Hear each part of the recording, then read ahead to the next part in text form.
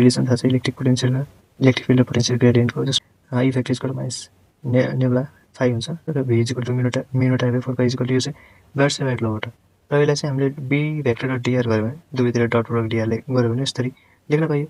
र यसैबाट हामीले डट र क्रसलाई एक्सचेन्ज गरेको अनि हामीले B vector equal to minus mu type गऱ्यो किनकि हामीले डिआर क्रस डिआर छ हामीले डिआर क्रस डिआर गऱ्यौँ यसलाई हामीले यस्तो गऱ्यौँ र यसबाट हामीले के गर्यो भन्दाखेरि डिआर र डिएल भनेको डिए किनकि दुईटैको डिमेन्सन हेर्दाखेरि यो पनि लेन्थ एरिया प्लस गर्दाखेरि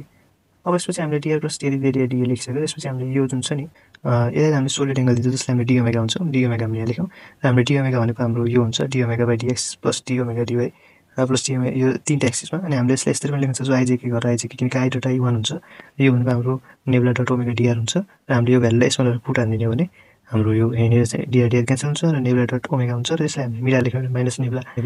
म्यु नट आई ओमेगा बाई 4 पाइ र म्यु नट आई ओमेगा बाई 4 पाइले हामीले फाइ हामी लेखेको छौँ